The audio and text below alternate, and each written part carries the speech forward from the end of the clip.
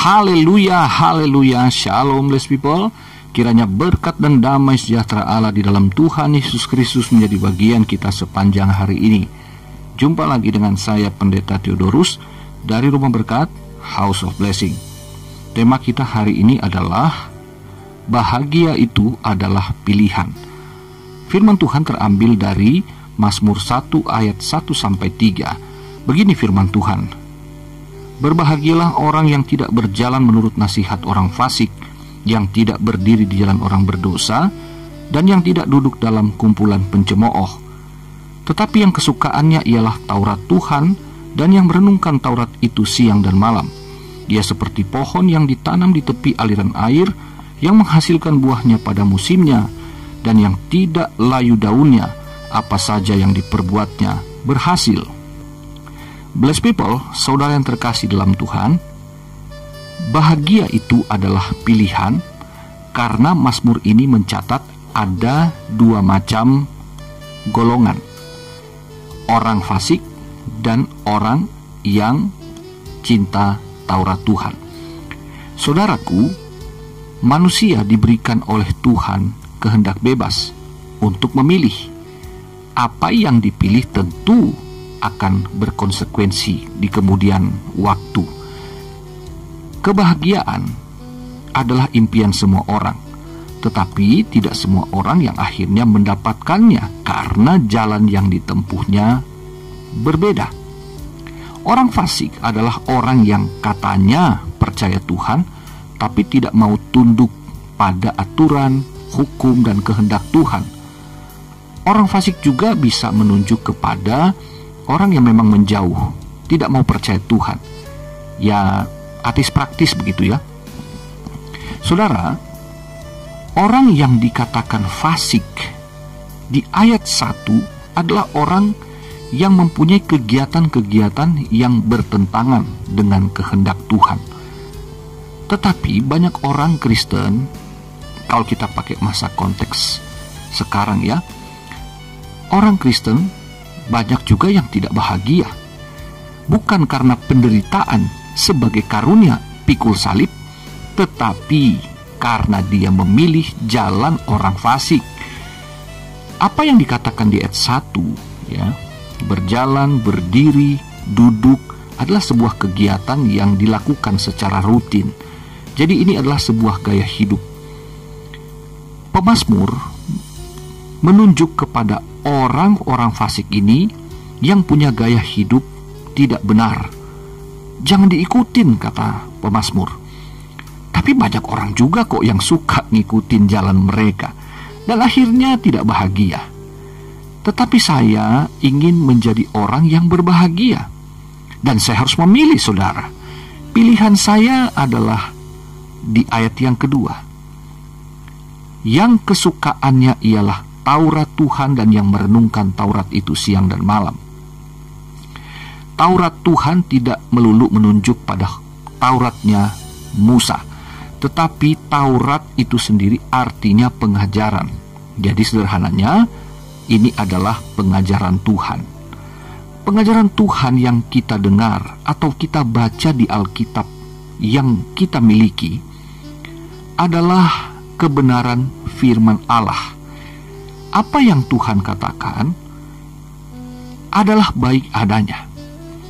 Apa yang Tuhan sampaikan pastilah menuju pada kehidupan yang kekal dan membuat kehidupan kita di masa kini kehidupan yang akan dipenuhi dengan anugerahnya. Saudaraku, di pembukaan ayat 1 dikatakan berbahagialah. Dari teks Ibrani ini adalah diberkatilah, gitu ya singkatnya. Jadi orang yang berbahagia adalah orang yang mendapatkan berkat dari Tuhan. Jadi berkat Tuhan pasti membahagiakan saudaraku.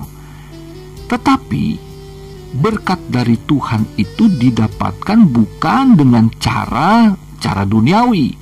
Banyak orang Kristen juga yang suka bersaksi bahwa dia diberkati padahal cara-cara duniawi yang ditempuh.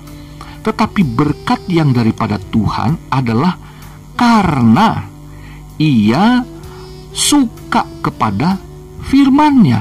suka kepada Taurat, kepada pengajaran Tuhan. Dan yang merenungkan Taurat itu siang dan malam, artinya ini sebagaimana orang fasik mempunyai gaya hidup, maka orang beriman, kita orang Kristen pun harus punya gaya hidup.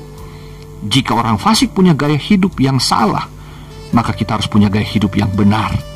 Jika orang fasik punya gaya hidup yang bertentangan dengan firman Tuhan, maka kita harus hidup sebagai orang beriman yang punya gaya hidup sesuai dengan firman Tuhan.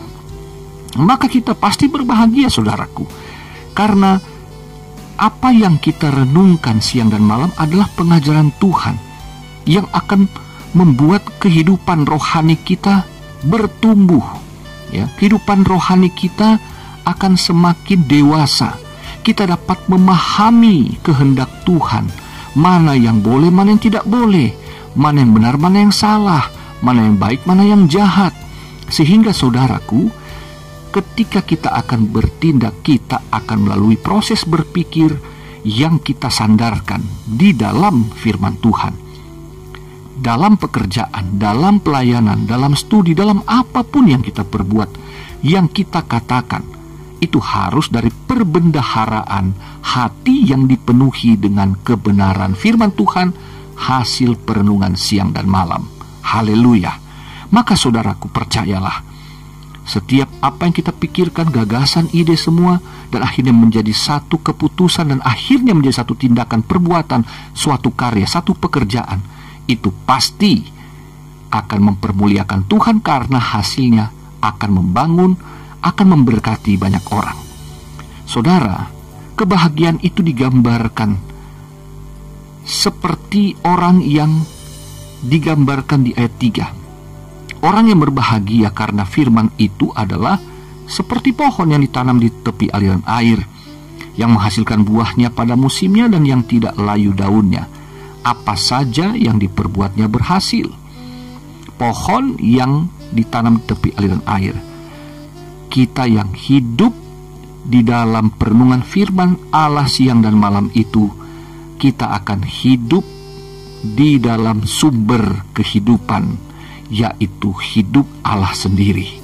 Sehingga buah-buah yang lahir adalah buah-buah roh, buah-buah yang mencerminkan Allah, yang menunjukkan Kristus dalam kasih dan kuasanya.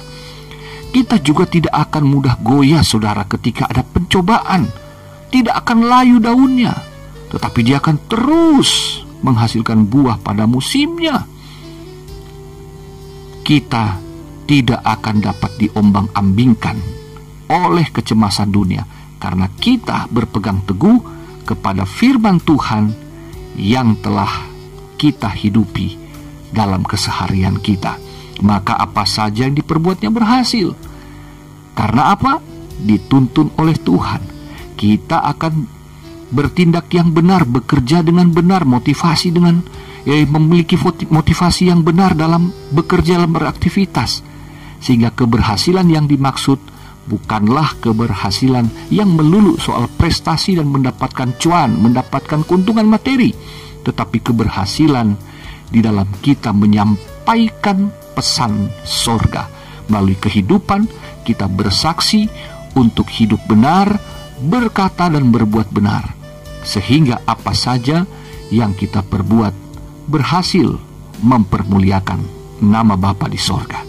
Kiranya Tuhan Yesus memberkati saudara. Mari kita berdoa.